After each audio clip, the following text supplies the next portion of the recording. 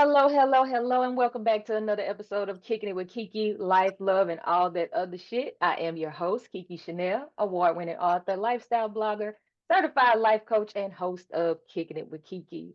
The overall theme for Kicking It with KeKe is all about mindset and personal development. We also share stories of individuals who are making a difference in the world every day. I have a special guest here today. But y'all know how I like to do. I like to give my guests the opportunity to introduce themselves. So, Unique, tell these people who you are, love, and thank you for coming to kick it with me. Thank you for having me. So my name is Unique. I'm from Brooklyn, New York, and I'm here kicking it with you. I love it. I love it. So, Yes. before we get into your journey or on your, share your story, I like to give my guests the opportunity to talk about what's near and dear to my heart, which is the overall theme for the show, and that's mindset and personal development. When you Okay. think about mindset, what does that mean to you? Mindset. So for me, I like to always have a positive mindset. Positivity, why? Because if you always have like bad energy, or how can I describe it? If you have bad energy on you, it gives you a bad mindset. So I feel Mhm. like if you always try to stay positive, no matter what you're going through, a positive mindset will always keep you positive. Absolutely, Mhm. absolutely. Having that positive mindset, it plays a big part in personal development. Another thing that's dear to my heart because as a certified mindset and personal growth coach, you can't have one without the other. They're a little bit different, but they go together hand in hand. So, Mhm. when it comes to personal development, what is something that you do daily to make sure that you're developing yourself personally? Okay, so me, I always set myself short-term goals. It could be, for the next day or for the next week. I like to do that due to the fact it keeps me going. I do pray all the time. Every morning I get up. I always thank the Most High for allowing me to see another day, as well as my friends, family, and loved ones. Hmm. I also, look at it as an opportunity for me getting another day to have another chance to do stuff. Yes. Always set short-term goals for myself.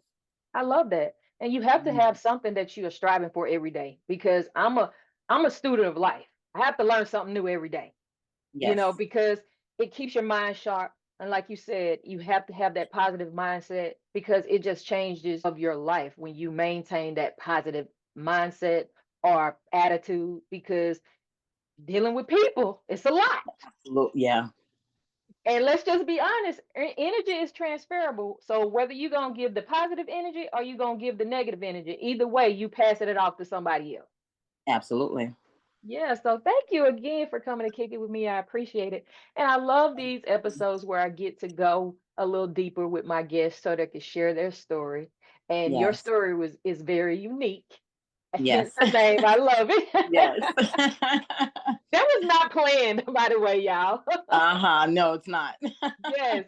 So just tell us about your journey. I know you said that you were, one of the first women to be acquitted for your abuser. So tell us about that. How did it all start? All right. So currently, I don't mind telling you guys. I'm 36 years old.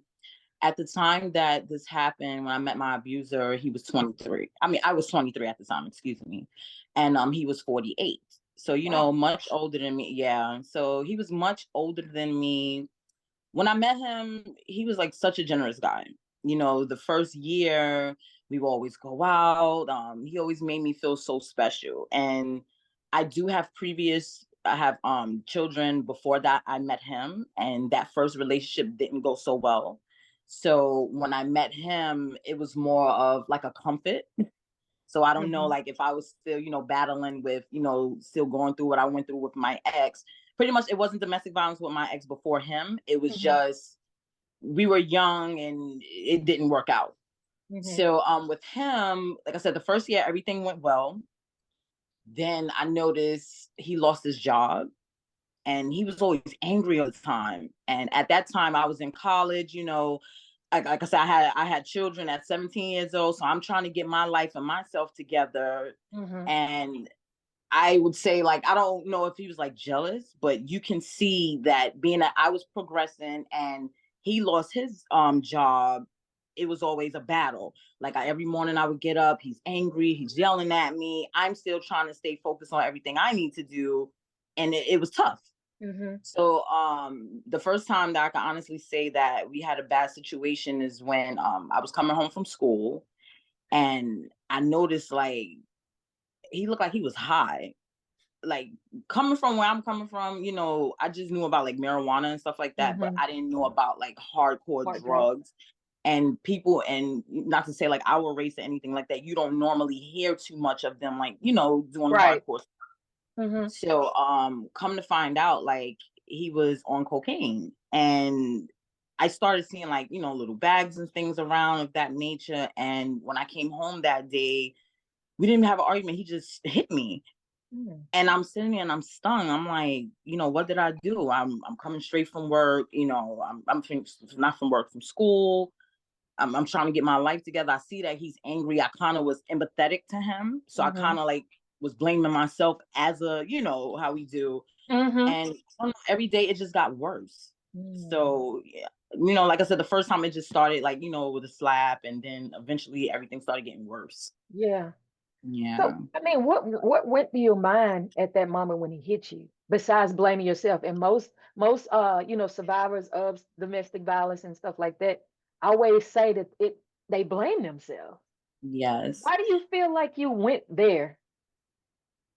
I mean, because, at first you're shocked because Mm-hmm. you love this person. Mm-hmm. You wouldn't expect someone that say they love you back to do something like this, So I was kind of making an excuse. And then, like I Mm-hmm. said, I was kind of empathetic to him due to the fact that he lost his job. And now I'm doing good and doing what I want to do in life. So I kind of felt bad. Right. I think that's why. That's why. Okay. Yeah, Mhm.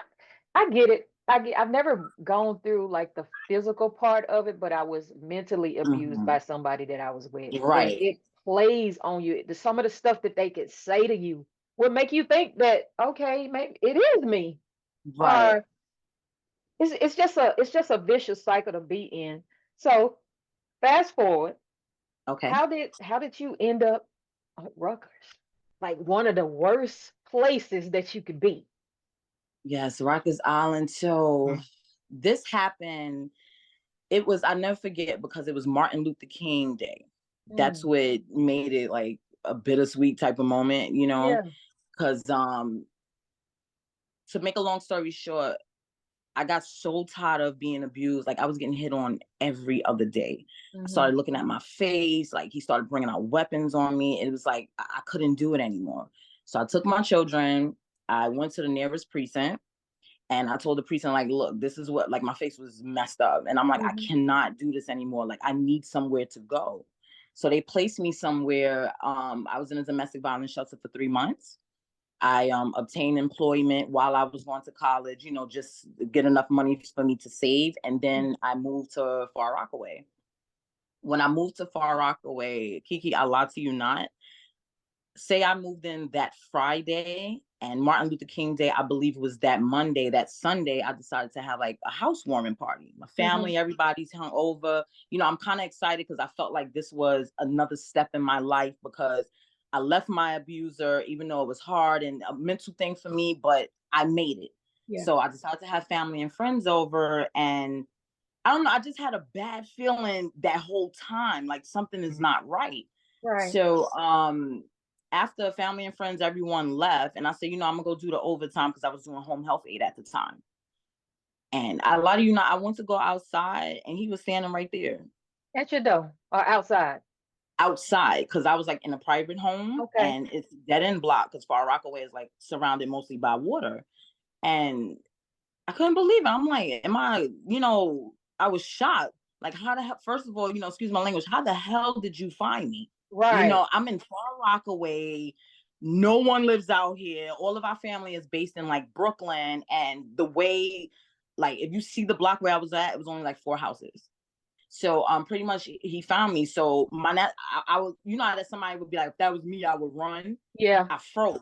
So I Yeah. didn't know like what to do. So, to speed it up a little bit, I just knew like I had to fight for my life, because I knew being that I seen him, it was gonna go wrong. Yeah. So I don't really remember everything into detail. I just know, like, I saw him and I knew that this was going to end bad, because bad enough I left him.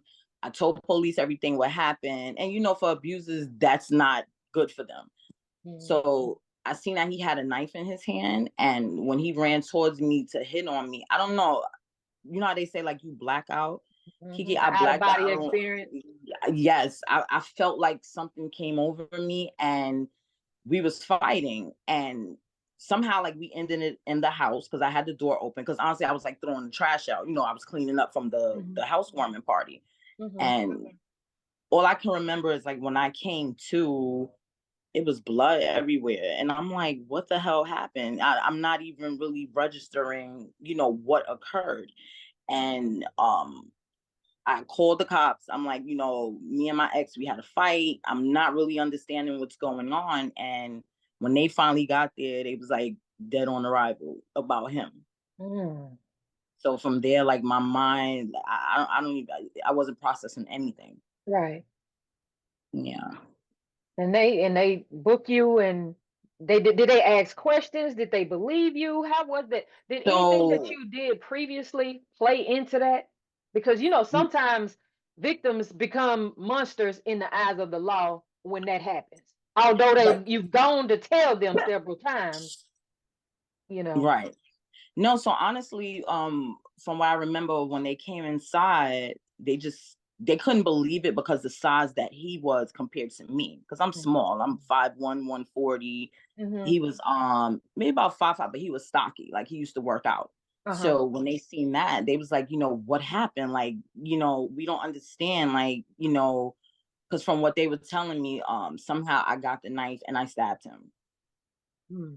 But it was one hit, and it pretty much hit Mhm. him here. So that's why, so from there they took me to the precinct. They told me, no, they took me to the hospital, actually, because, like I said, I was cut up. Like, I have a cut here, I got cuts on, certain cuts on my body from the struggle. Mhm. And then they took me to Rikers. Honestly, they never cuffed me. They felt bad for me. They was like, they just don't understand that it happened like this, because honestly, I had so many order of protections against this man. Like, I called police so many times, but they just kept letting him right back out. Right. Yeah. And then they took me to Rikers Island, and that's when stuff started processing, that now I have to sit in jail. Wow. So how long did you stay in jail? They held me for 9.5 months. 9.5 months. And I never was arrested for anything. I never committed any crimes. And it was like, wow, I'm here. I was abused because I seeked for help. I felt like the system failed me, and now I ended up in the In the system system. from trying to defend myself, and still not really registering, like, what did I do? Right. Hmm. Yeah. Wow. And so as you were in that place, ho- what was your mindset like? What was your mental state like? Well, honestly, the first week, I didn't realize, but I wasn't eating. I couldn't sleep. So being that from the struggle, honestly, I have to get into detail with that, because you need to know, like, I had 2 black eyes. I had to get stitches in my face here. I had to get stitches in my face here. My mouth was busted. Um, my hands was cut up, so they couldn't even fingerprint me when they did want to fingerprint me. Hmm. So between all the wounds and stuff that I had, I couldn't even sleep, and then trying to process everything. So the first week, they end up sending me to mental health, which I requested, because I felt like I needed to talk to someone just to process what was going on. And then, if I'm going to be here fighting my case, I need to know, like, what's my next steps, because I've never been in a situation like that. Right, right. Yeah. So how did the acquittal happen? You had to pay a lawyer? Did your family, well, how was that support system? Did you have a support system? Because I know that can play a big part in your mental state as well, because you have kids, and so I know you were worrying about them, making sure that they was taken care of and stuff like that. And then, Hmm. I'm not sure what the ages are for your kids, but people talk, and you want to make sure that you're protecting your kids so they don't hear one side and then think this and that and that and that. So how was your support system when all of this was happening? So I did really have a strong support system. I honestly, my mother and my dad, they were there 100%. My dad lives in Florida. My mom, she stays out here in New York with me. And she had to like completely stop her whole life just to take my children, you Right. know. And my dad, he flew out here. He was at every court date. He tried to maintain my household, being that I wasn't there because I was obviously in Rikers Island. Mm-hmm. And my family, they all came up with the money to obtain a lawyer. Once they obtained the lawyer, it was like every other month they was making a court date for me. So that was stressful as well. But honestly, once I got the lawyer, and how I became acquitted, because I never signed the document. It's some type of document that you sign when you first like get arrested. I didn't sign it. So that still gave me the right to go through grand jury. And that ninth month, my lawyer told me, he said, look, I'm gonna get you out of here. You're gonna go to the stand, you're gonna let them know exactly what happened, and you're gonna get out of here because they're gonna see that the system failed you. And once I explained my story, they took me back to the Rikers Island. I thought that I lost due to the fact they took me all the way back, but then Mm-hmm. I called my lawyer and I was like, look, what's happened, and that's when they told me that I was acquitted of all charges. Wow. And what Hmm. went through your mind? How was that? Honestly, I just started crying and I fell down on my knee and I just prayed to the Most High, because even though you have faith, I just felt like, what did I do to deserve this? That was one. Then I knew like Most High, he still loved me because I was able to get out this situation, even though I had to sit there for 9.5 months. And then I was also happy because while I was in that situation, I wouldn't allow my children to come see me like that. They Mm-hmm. came once or twice, but I didn't want them to have to go through that system. So I Mm-hmm. was just excited because I knew I would be able to see my family and I didn't have to deal with, the jail no more. Right. Yeah. Absolutely. Well, I'm proud of you for fighting back because most women don't get a chance to do so. So we Yes. wouldn't be having this conversation if you hadn't taken your life in your own hands, pretty much. Because that spidey sense that you felt, I think that was Yeah. God's way of saying, "Hey, it's coming. Be ready." Yes. Yes. And we call it intuition, discernment, goosebumps, all the things, but we have to pay attention to that because it sometimes can mean life or death. Yes.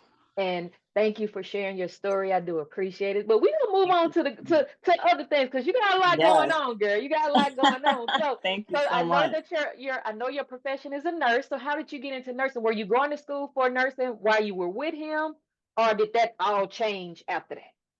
That all changed after. So I always knew that I wanted to be in the medical field. Honestly, I stopped due to being a mom, but I wanted to become a neurologist. So what I did, I started doing home health aid first, taking care of the patients at home. Then I worked my way to medical assistant. When I did medical assistant, I did gynecology and oncology for about 7 years. And then I went back to do nursing. Like right now, I'm currently working, I'm doing pain management and the hospital, and I love it. I always Okay. loved helping people, so the medical field, that's my thing. Oh, all right. Look, my best friend Yeah. is a nurse, so shout out to the nurses. Y'all, it takes a special type of people to be a nurse, a Yeah. doctor, and a teacher. Like, I'm a nurturer, but y'all God gave y'all something extra for that because I couldn't I guess if I was put in a situation I could, but I'm gonna just stick to the writing and the podcast hosting and stuff like that. Yeah. That's But right. listen, I know that you are also a business owner. So tell us about your Yes. business. All right. So it's been a journey and I'm still putting a lot of things together. But the business that I have right now, I started because I just recently got married in June. Oh my Congratulations. gosh. Thank you. Me and my husband, we had decided to start a podcast. It's called Sar the Star and Unique Entertainment. His name is Sar, and I'm unique. We Hmm. got a couple episodes. We tried to talk about relationships, but on a positive tip, him from the male side and me from the female side. Oh, So nice. we doing that. And I just recently started another LLC where I love doing like event planning and stuff. So I'm actually working on that as well. Oh, nice. Congratulations. Listen, you got a Thank lot you. going on, but I love it. I love it. And I can feel the passion behind it. And I know that that podcast with you and your husband sharing those different hard conversations about relationships, because I know y'all gonna talk about subjects that are necessary, because Absolutely. I love podcasting, but we have so many people that's just like pitting women and men against each other, and it's just Hmm. unnecessary. Just have the Yes, conversation, listen to comprehend and not respond, and it'll work out. that's right. This one Yeah. thing that my husband always tells me, and because we both, we both serve God, so I feel like that's what brought us together. You always have to have some type of spirituality, whatever you believe in. Hmm. And he do know about my situation. He took me for who I am and have a lot of patience with me. Hmm. And we decided, like I said, to do that on a positive tip. And also I've been trying to write a book for the past 2 years. It's called I'm Still Standing, about my situation, to show that I'm a survivor, not that I was just abused. And hopefully I should be finished with that as well in June. Oh, So I'm nice. trying. Listen, you didn't jump the gun, because we were gonna talk about I'm Still Standing. I got that on my list of things to talk about. Oh, sorry about that. That's good. That's good, because I was going to ask you what was next. So, writing the book, the podcast, the event plan and things like that. So I look forward to seeing what happens.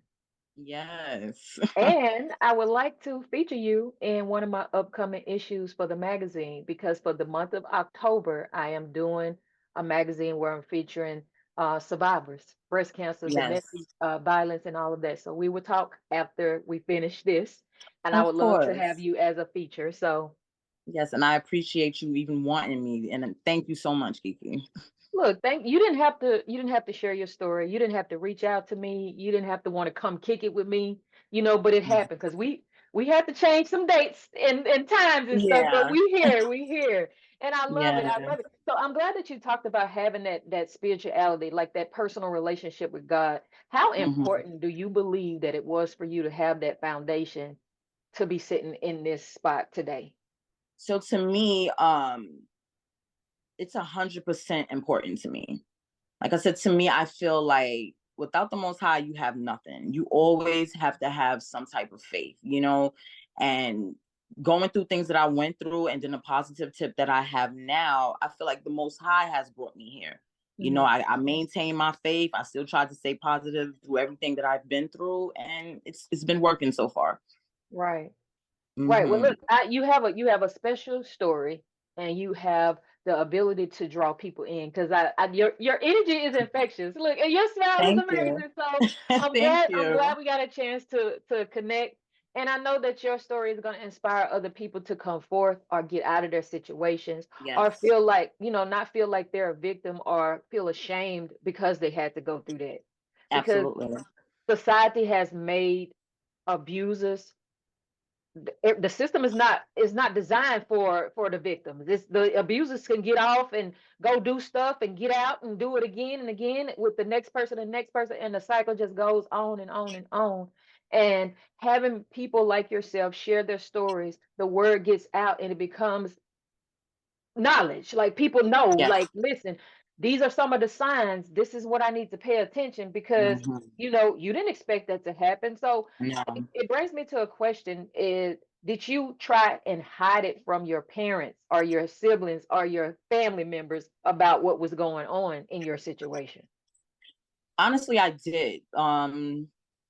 The first few times it happened, I tried to stay away because, my mom, she's from down south, and how our family is. Like, she's Oh, like, look, she knew what was going on, uh-huh. but she approached me about it a few times. But, I just, oh, I'm okay. I tried to put makeup on myself or whatever. And then when it started getting really extensive, where I was going to the hospital a lot, that's when I actually had to finally go admit to her, like, this is what's happening and I don't know what to do. Because a lot of the times, what he would do, he would tell me, like, if I go to my mother's house and I'm like, I'm not coming back, I'm staying over here, he would threaten my parents.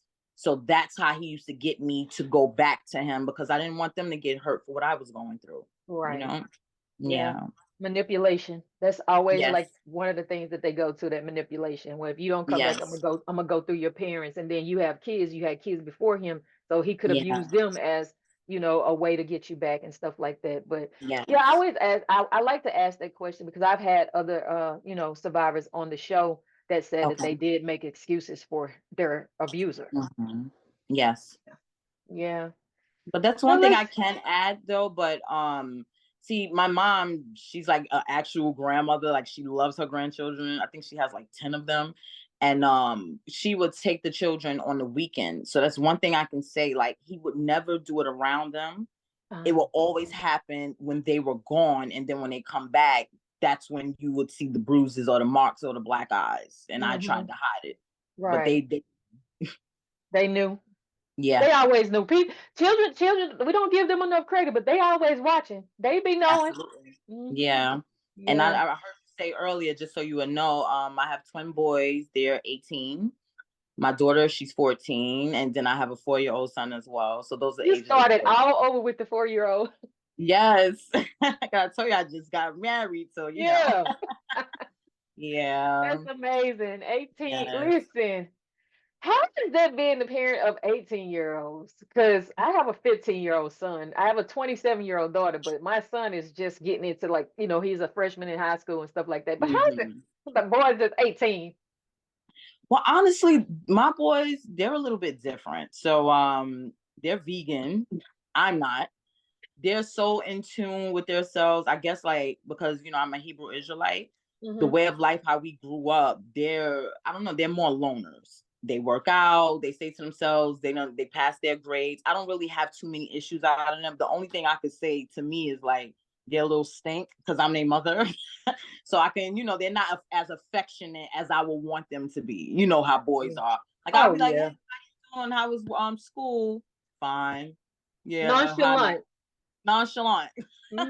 But other than that, like, Nonchalant. it's not too bad. They just eat a lot, but that's it. Well, I know what to look forward to. The same, because it's like that Yes. now. I mean, he'll walk up to me sometimes and give me a hug or whatever. He'll ask me how Uh-huh. was my day, but he's getting to the point where he's into sports and talking to girls Yeah. and doing his own little thing, whatever. So it's like, dang, my baby is just growing all up. Yes. And that's the Yeah. part that I'm like, wow, like they not as affectionate as they used to be. Because before they used to Mhm. be, hey, mommy, and want to hug and kiss me. But like you said, now that they're getting older, they're into women. Mine's they work out and they're into martial arts a lot. So Nice. that's their thing. Yeah.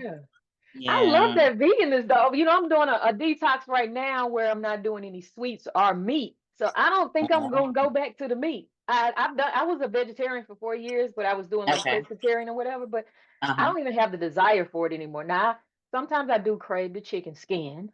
I don't even eat the meat. Uh-huh. I just want the chicken skin. The skin.